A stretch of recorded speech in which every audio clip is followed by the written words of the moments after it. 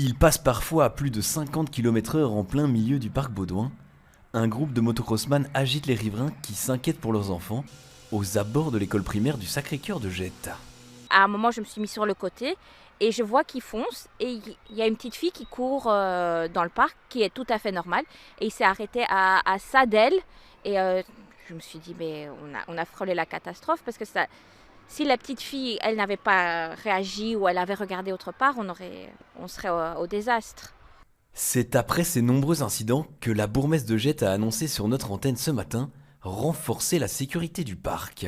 Moi, j'ai demandé d'augmenter les patrouilles de la police. Il y a des gardiens de parc dans le parc Roi-Baudouin. J'ai aussi demandé à ce que nos gardiens de la paix soient plus présents pour avoir cet effet dissuasif et pouvoir attraper les contrevenants. Parce que ce phénomène doit absolument s'arrêter.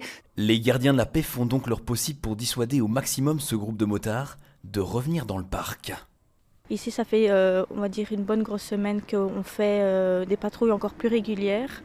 Donc que ça soit à la sortie des écoles, vers la fin de l'après-midi, et que nous, on est là aussi pour leur faire la remarque si bien éventuellement on arrive. Si pas, on a la consigne donc d'appeler la police. Mais pour l'un des lanceurs d'alerte, Mounir Larissi, député bruxellois et ancien échevin à Jette, c'est plutôt à la police d'intervenir. Mais dans tous les cas, je pense que c'est vraiment le travail de la police.